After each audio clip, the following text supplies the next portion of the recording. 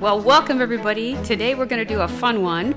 So I was looking back in the Old Testament and the New Testament and trying to figure out, what stories you could tell, some more backstories that make you stop and think, oh, yeah, I could do that too. Mm-hmm. So I went back and I researched some guys from the Old Testament, and then I move us forward to the New Testament in the next session we'll do, but it's all about how to move from zero to hero. Okay. So it looks like you're an epic failure. Like you just can't get it right. Just straight trash. And then something miraculous happens. God pulls you out of your misery and does wonderful things with you. So move from zero to hero. And I thought about it because think about all the times when you hit that point in life, you're like, I don't even know what I'm supposed to be doing. I feel like I'm just wasting time here. Mm-hmm. Or things are just terrible. And you want to look up at God and go, what are you doing? Seriously. It's like St. Teresa said, if this is what you do to your friends, no wonder you have so few. Right. She was cursing them out. Because I've got to think about how many times you go through bad stuff, or you just hit this period of a couple years, that desert period, and you're like, oh, could we stop? Mm-hmm. Is something good going to come out of this? That's why I thought it was go find some people who went through some terrible stuff and hit rock bottom, and then still they move from zero, I'm at rock bottom, and up to hero. Mm-hmm. So I just thought it'd be fun to go through. No, for sure. Okay, so number one, Joseph. Right. We know he had quite the adventure. And we talked about him a little bit in one of the previous episodes, but... yeah. But he's a perfect example of totally zero to hero. Yeah. So because he starts up here. He starts up at the top. Right. So this is the favorite son.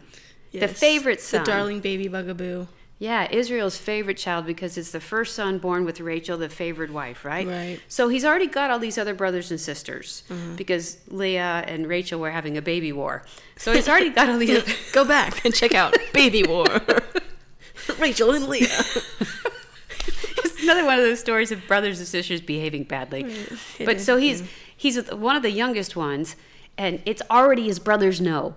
This is one of Dad's favorites. Mm-hmm. They just know because Dad talks about him more. And then when they all get the nice robe, because they used to sleep in that thing. It was very important to them. It was the everything to them. It was like the sleeping bag. It was what they wore around. Right. And he gets the beautiful one. He gets the one that obviously took a lot of effort and cost a lot of money, the robe of many colors. Right.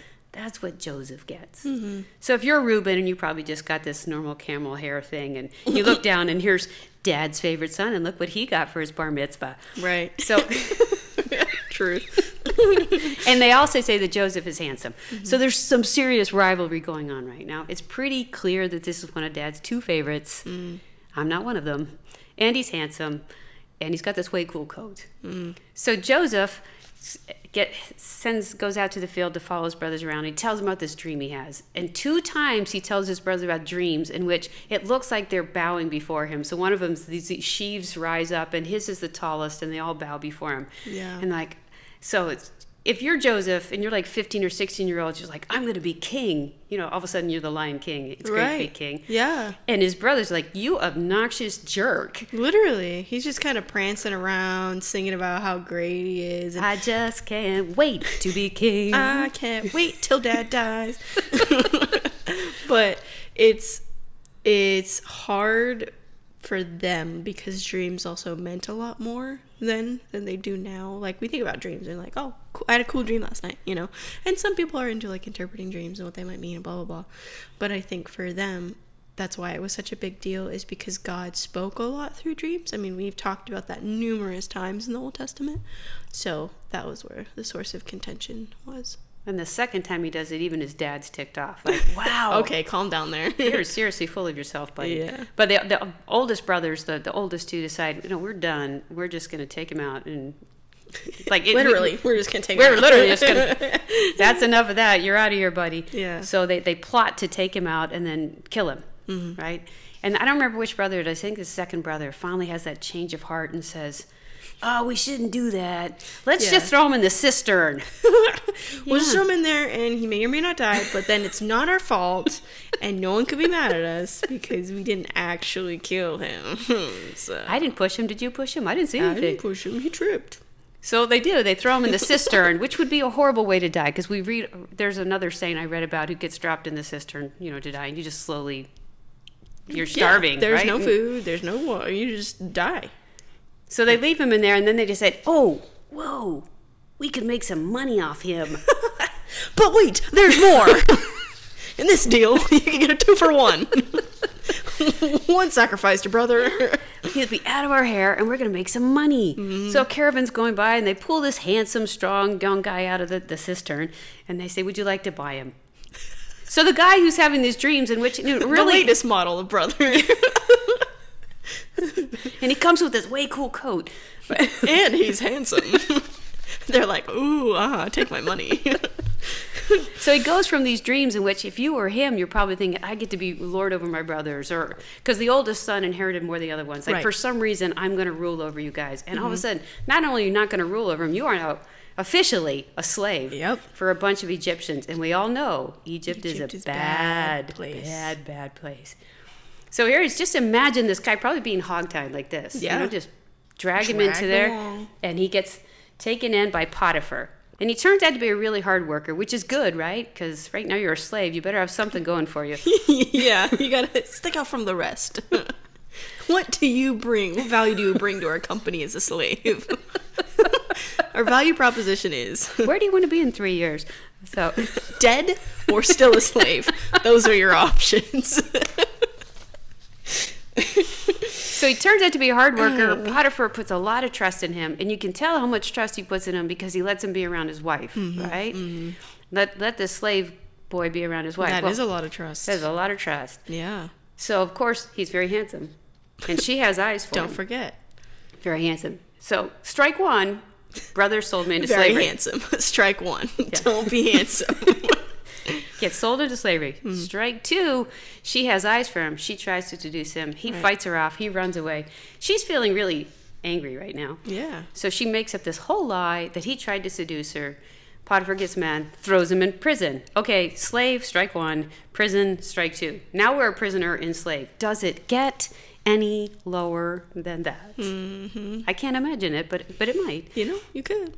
But it does. So he's down there for a couple years, and once again, he proves to be very trustworthy, and the guards start giving him a little cred and a little extra stuff to do, and they discover that guy can interpret dreams. Ooh. So these two prisoners, one is the cupbearer for the king. So talk about a weird job. Somebody had to try all his drinks to make sure he wasn't being poisoned. So every time you have a drink of something for the king, you're playing Russian roulette. Oh, I hope this doesn't poison me. I hope I don't die today.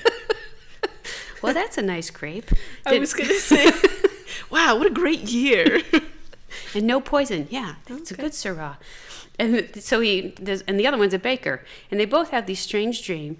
And Joseph interprets the dreams. And he looks at the cupbearer and he says, you will be reinstated your position. You will be forgiven and you will be reinstated your position. Not so good for the baker. You, however, are going to die. I hate to tell you, buddy. It doesn't look too good. You're going to die. So strike one, enslaved. Strike two, I'm in prison. And what he predicts comes true. So, unfortunately, the baker loses it. Oof. His time is cooked. And he done been baked. But the other guy, he's restored to his position. And when Joseph is like the parting word, don't forget about me. Yeah. Don't forget about me. And what does the guy do? Forget about me. He's like, psh, nah. He's still in prison, bro. So he's still stuck in prison. And then we have the moment when the king's having these dreams that he doesn't understand. And the cupbearer says, hey, well, there was this guy. You know, I know this guy when I was in prison. And he interpreted dreams for us, and they turned out to be true. So do you want to talk to him? So they bring Joseph up, imprisoned slave, to talk to the king. Now think about how weird that is. Truth. Imprisoned slave being up to interpret the king's dream. Hey, the king wants to talk to you. Why? Yeah, that is some serious God intervention. But the king tells him the dream, and Joseph correctly interprets it. There's going to be a 7-year famine, and if you don't do something now, it will decimate your kingdom. Yeah, it'll be rough. So not only to say, here's what's going to happen, he says, and here's how you could avoid it. And he gives him some really good guidance. And he goes from being prisoner, enslaved, to being the king's right-hand man. Like, wow, serious jump. That was a quick character arc there. Big jump. Yeah. Big jump. But when you think about that, and as time goes by, we all know the story that then the brothers come to him because they're a famine and they need some food, and that thing goes back and forth a couple times. Right. But he doesn't get called to be the king, but he does get called to save the country from famine, which ends up saving the Israelite tribe from decimation.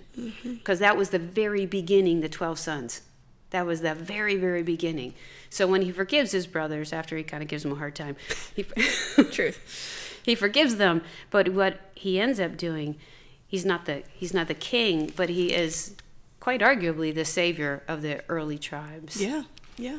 So from the bottom of the barrel, you know, that song started at the bottom, now we're here, right? Here he is, started at the bottom, and now he's way up here. Yeah. Well, and he may not have been the king, but that position that he was given, it had a specific name. It was like master of something, or it was specifically for resources. And if you controlled resources, you controlled everyone, right? I mean, it was a very high position of power.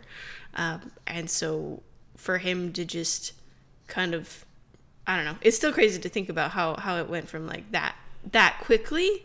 I guess I don't understand exactly how that works, because it's like I understand that like he interprets dreams and all, but it went from here you're imprisoned and could die to here have control of all of our resources. Yeah, here's my ring, here's a robe. Right, here's my clothing. It's like, wow, okay. Here's a nice belt. Here's my daughter, and you know. Yeah, exactly. You can have her. It's fine. She's great. You're handsome.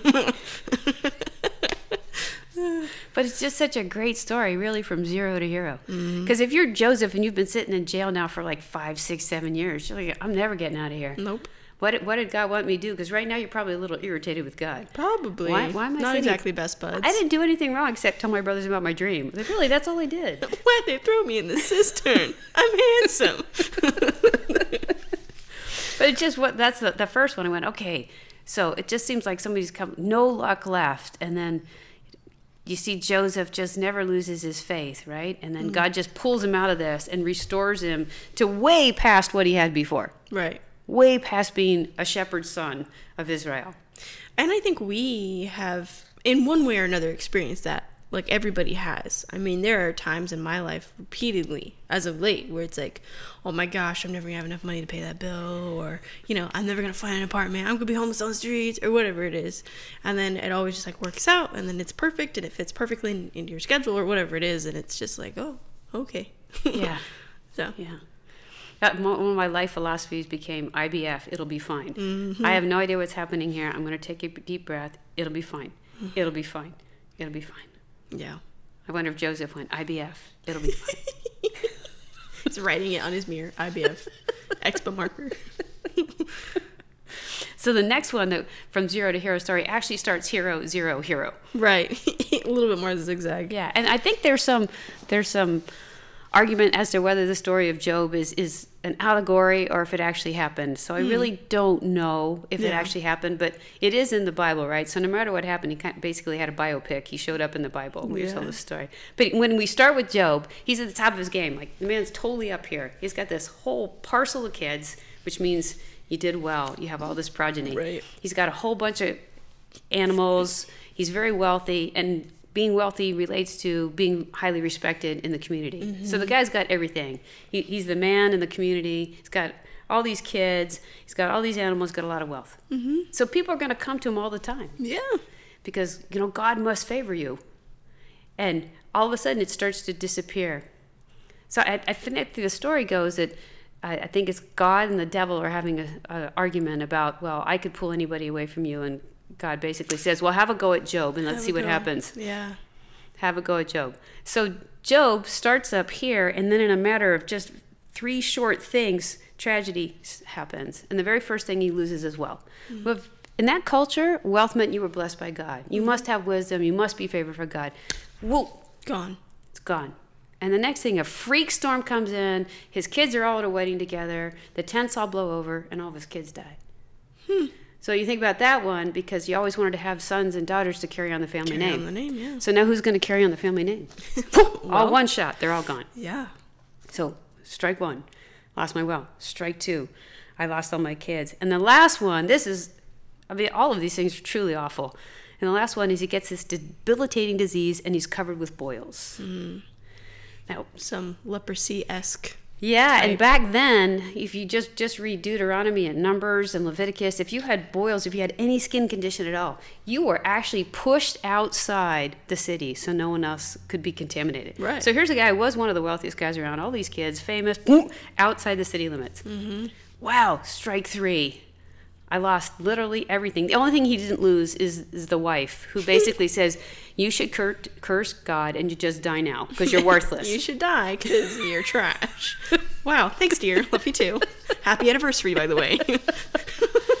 So here Job loses everything except the unpleasant wife. Everything else is gone. So God, just take her. Really, take her. It's fine. You can take this one. I won't complain. Nagging wives back and before Christ. It's like a t-shirt. Nagging husbands since BC. Coffee mug. All right, write that down. I make money off that. And the worst part is, so he's probably sitting on the outskirts of town. Yeah. And his, quote, friends come to cheer him up. And it says really that they just sat there in silence around him, which sometimes when you're like really low, you really don't want platitudes. You don't want people saying things like, oh, it's okay. Yeah, or whatever. It'll be fine. But just shut up. Just shut your mouth. But apparently, do you have leprosy? The sass coming off Job. But that these friends sit down and they start kind of patronizing him, and they even challenge his belief system, and they challenge, so he's saying that I didn't do anything, this isn't the result of my sin, because especially to a lot of those people, if you had some physical deformity, it was either your sin or your parents that caused this deformity to happen. Okay. So they're telling Job, who's already been through Hades, right? Well, you're probably just not being honest. You probably did something wrong to deserve this. Yeah. So Job is not a happy man. His wife is dissing him. His friends are dissing him. And he actually gets mad at God, which is a totally understandable response, right? Everything's gone. My friends are giving me a hard time. My wife said she wished I was dead. His relatives won't come see him. So he gets mad. He gets mad at God. And it's okay to get mad at God. God won't take it personally. But he gets mad at God and talks back to God and basically tells God, I wish I'd never been born. So he says this, may the day of my birth perish, and the night that said, a boy is conceived, that day, may it turn to darkness. May God above not care about it. May no light shine on it. Basically, I wish I'd never been born. There was no trace of me, that none of this would ever have happened. Wow. That's intense. Like you're down at so we had Joseph down here really at the bottom because he's probably underground in a prison. In a prison. And then you got Job, who's just emotionally bottomed out. Right. He's done. He's cooked. Yeah. But it's interesting because even though he gets mad at God and he argues with God, right, he never loses his faith. Like you can get mad at God and say, I don't understand what is happening. Could you make it stop? Or that's enough. Can we stop now? But you still believe in God. You just don't understand what's happening. Yeah. And that's okay. Well, and there's also the principle of like just anger. Yep. Right. So I think a lot of people get confused as to, well, I'm questioning teaching, or I'm, and they get overly zealous when it comes to discernment, which, it's always good to be on edge about discernment questions and such like that. But I've had a lot of conversations where people are like, oh, well, and then I got so angry and blah, blah, blah. And I'm like, it sounds to me like that was just anger. Or have that conversation with God. God wants to have a relationship with you, like an actual relationship with you. And so if you're not talking to him and you're not being angry and you're not having those conversations, he wants to know all of you. So I think sharing that is important. I've never thought of it that way. Yeah. Talk to God about everything like you would. It's really easy to forget that because, God is this big sky figure sometimes. And if I talk to God like I talk to myself sometimes, right? No, I'm not saying disrespectfully, but like, okay, this is how I'm feeling. This is what I'm thinking about. I'm mad about this, right? So if you're talking to yourself and, you have meditation and psychology saying you should talk like positive, whatever. So if you talk to God the same way, then you're starting to actually develop not only a better relationship with yourself, but a better relationship with God because you're sharing everything with him. Yeah. Including your anger and frustration with him. I mean, it's better to communicate about it than to be like, well, now that you say that, I bet there's a lot of people who leave the church because they're angry about something and never work their way through it with God. They just turn around and complain to their friends and post up on social media rather than working their way through it with God. Or to a priest. Yeah. It's like, he's not God. He's not God. So if you're not talking to God about it, how do you expect to hear anything different? How do you expect to grow or to heal from that thing that's hurting you if you're not actually talking to God? Well, he doesn't talk to me. Did you go to church? Did you listen to scripture? We had this conversation last week, I'm pretty sure. Yeah. What, did you go to church? Yeah. Anyway, sorry. But in the end, God not only restores Job, because he doesn't waver in his faith. Yeah, he gets mad, but he doesn't waver in his faith. Yeah. And God restores everything back to him twofold.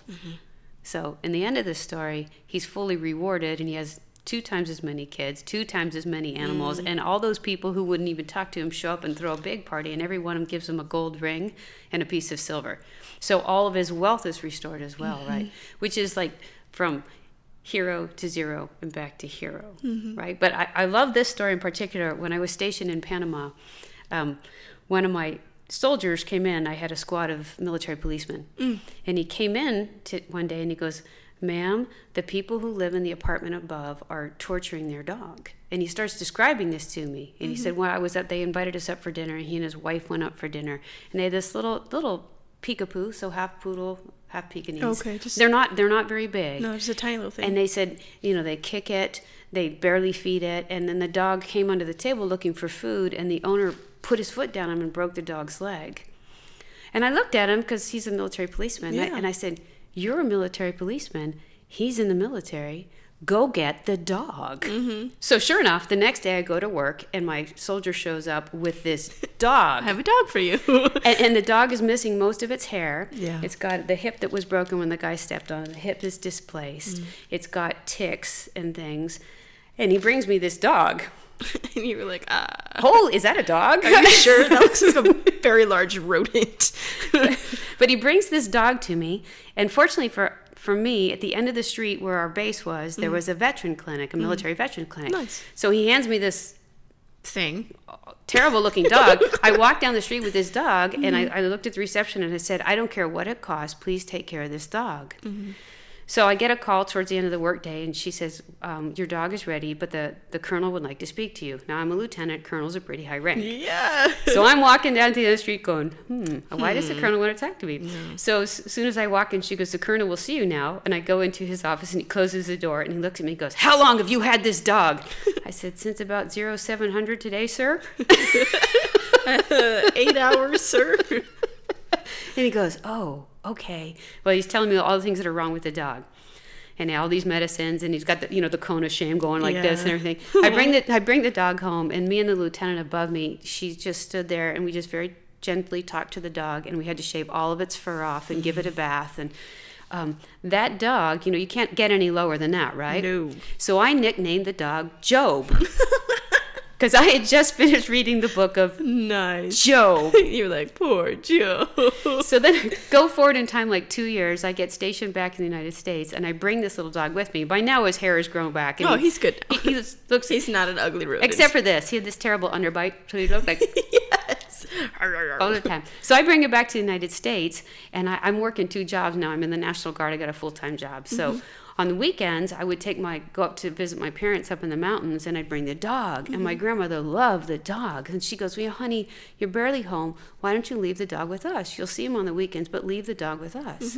So the dog moves in with my parents and my grandmother. And the next thing you know, the dog is treated like a king. He's eating steak for dinner, shrimp for dinner. They go to the restaurant. She buys the dog a hamburger. Of course. So the dog actually starts to look like he swallowed a basketball. But oh, little fat Job. But he becomes this incredibly beloved dog. So he goes from 0 to hero. And I used to joke and say, when Job's going to be afraid to die, because he probably figures heaven couldn't get any better than this. Not for old Joby boy. Job had a space in mom and dad's bed. He had handmade coats. But that's why I picked the name. The dog went through Hades, and then look what comes out of that. Oh yeah. So the last one we're going to talk about is Moses, because hit the story of Moses. Starts at 0, goes to hero, goes to 0, goes to hero.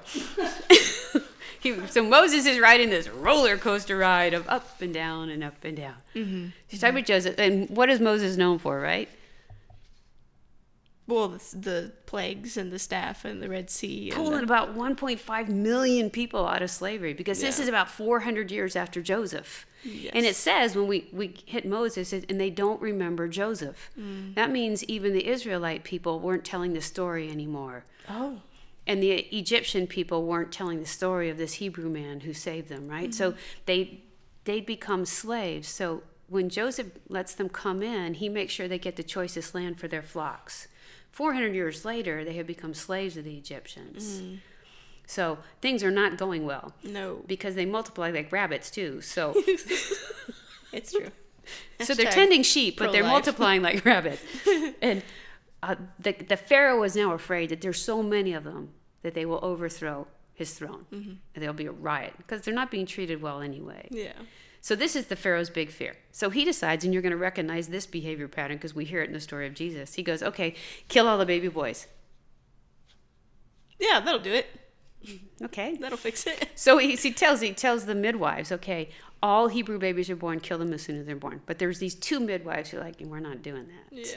So they don't. And that's how Moses makes it. And then his mother's trying to hide him, but he starts to get to be too big for that. So strike one, born into an area in which we're going to kill all the baby boys. And his mother actually has to hide him. And he gets a little too big for her to hide him. Like she can't hide him in her robes or anything more.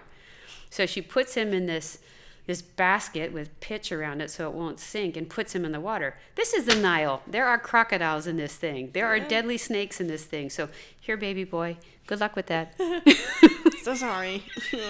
Off with you. God bless you. God bless you. Please don't get eaten. Wow. You see him on the ground. Bye, Moses. So strike 2, terrible. Born when they're killing all the babies. Strike 2, you get put in a basket and put in this water that can be rather deadly. And his sister is watching the basket, and then sure enough, Pharaoh's daughter comes out and she draws him out of the water, and that's how we get his name, Moses, drawn out. But so we go from threatened with death, put in a basket, saved by a princess. Well, there's a good rise. So he goes from being the Hebrew child that they wanted to kill to living in the palace. Okay. Living in the palace, being treated like the second son of the Pharaoh. So he's like second in line here since it happens. He's probably got chariots, he's got nice clothes, he's got women flirting with him all the time. Hey, Moses. Hey. Wink, wink. Eyebrow raise. So he's doing pretty well here, right? And then he couldn't help but know his Hebrew birth, because even the princess knew that this is a Hebrew child. And he's out one day, and he's watching one of the slave masters is beating one of the Hebrew slaves to death. And he becomes enraged. And he beats the slave master to death and then tries to bury him in the sand. But unfortunately, there are some witnesses around here. And also sand. And a lot of sand. Doesn't really work well to bury bodies, just so you know. So strike 2, some of the Hebrew guys who see him, he comes back the next day, and they look at him and go, and kill somebody else today? He's like, oh no, they're telling people what I did. Yeah. So he skedaddles, right? So he goes being from a prince to running for his life out of Egypt. Yeah. Straight 2. Running. Now I'm down at the bottom again. Ah, dang. Down, up, down. And strike 2, and he's out in the desert. And it's one of those times when we get that 40 years again. So just a long passage of time. At least one generation has come and gone. So he's out there for a long time, and he's married a local woman. He's got kids, and he's a shepherd. And there's that shepherd theme again. We get Joseph as a shepherd. We keep seeing that one. And then God calls him. Okay. Moses. No. Moses. What? And God says, I want you to go save my people. Right? So you've been gone for about 40 years. You're a shepherd now. You're not Joe up there. You're just a regular shepherd guy. And God goes, I would like you. It's like that U.S. Army recruiting president. God wants you. It's like, the Uncle Sam poster. We've got a burning bush. And he's like, Moses. And rather than being totally excited about this, the God of all heavens is asking me to do something. Moses basically 7 times over the next couple chapters goes, not your guy. I don't think so. I'm pretty sure it's not me. There's got to be somebody behind me. Who are you talking to? And he tries the one about I'm slow of speech, and then God says, well, we'll get your brother Aaron to talk for you. And he gives God all these excuses by why he doesn't want to do this. Okay, I'm sorry, that's strike 3 right there. Yeah. God is saying, I will take care of you. And you're like, no, I don't think so. I don't think you will. I don't think so. I don't trust you. It's strike 3. And we're still moving forward. God finally agrees to do this, goes back and tells Pharaoh, let my people go. We want to go out. We want to worship God. And you know the whole story. We get all the plagues, all this tumult, all this death. Yes, no. It's just back and forth with all this horrible stuff. Mm-hmm. God finally changes Pharaoh's heart very temporarily. And for about this much time. Takes him out in the desert. And you would think that these Hebrew people who'd been enslaved for a couple hundred years now, right, being beaten, overjoyed about they'd be thrilled about this, because not only when God sends them out so they can get away from this, he says, and all the people around you will give you gold and silver and trinkets. So the people are going to give them wealth as they leave. Mm-hmm. And it happens. Mm-hmm. So you think that people would be totally stoked about this. Yeah. We're going to be free. We have wealth. We get to take our animals with us. And they're not. Mm-hmm. And they whine. And they complain. And they talk back. And they make his life very hard. And he's up on the mountain talking to God. And he's going to come back down with 10 commandments. And he comes down and they're having a huge party with a cow made out of gold that his brother said was fine. And his brother's supposed to be the second in command. So he comes down the mountain. He's like, it wasn't a very nice party. Not a good party. A lot of people died after that party. Looks like a lot of people died. Would not recommend. Bad party. So it's just, at this point, you start to feel sorry for Moses. Mm-hmm. And it's out there for about 40 years. We have the story where they need, that's a long time with a lot of whining, complaining people. Just a bunch of Karens out in the desert. And one of those times that people want water, and he strikes the rock, and he hits it too many times, and God gets mad. Because it's a show of anger. Right. God said, just strike the rock. And he sounds like he just took his staff and went, right. God's like, well, you obnoxious. Bro, I said one time, calm down. But you're Moses. You're out there with all these whining, complaining people who talk back. And God says, okay, because of that, you don't get to go into the promised land. Mm. So you made... If you're Moses, it's like, well, I just made one mistake in 40 years. But we need to back up and talk about the other things you did. Poor guy. He's like, you messed up one time. I save all these people, and now I don't get to go into the promised land. And it says when you get to the end of the story, they're looking at the promised land. They're looking at it. Mm-hmm. And God tells Moses, come to the top of the mountain, you're going to die. What? You're not going into the promised land. And it says, it basically implies that Moses was pretty healthy, but God said your time is over. And he can see the promised land, and he doesn't get to go in. Oof. Oof.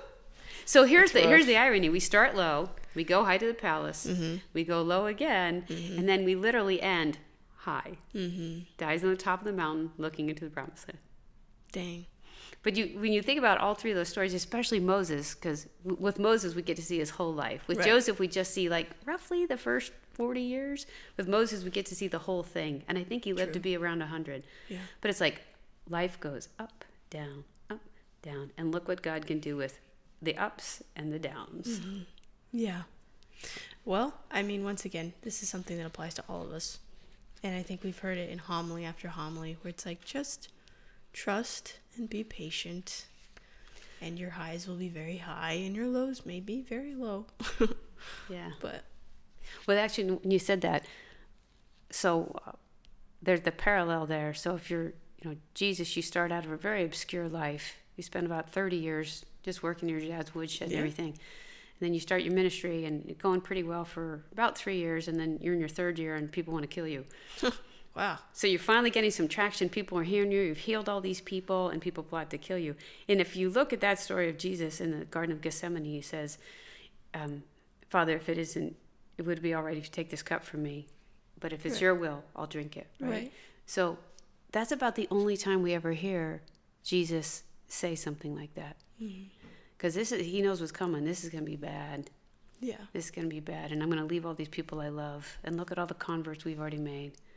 But got to go down like this way so he can come back up this way. Yeah. Yep. Yeah. It's tough. On this episode of Sad But True. Anyway. Alrighty. Yeah. Awesome. Well, everyone, go watch Joseph and the Technicolor Dreamcoat. And also go watch Hercules because the soundtrack's great. Or what's the one? The one we always see, The 10 Commandments with Charlton Heston. Oh, I haven't seen that one. What? I know.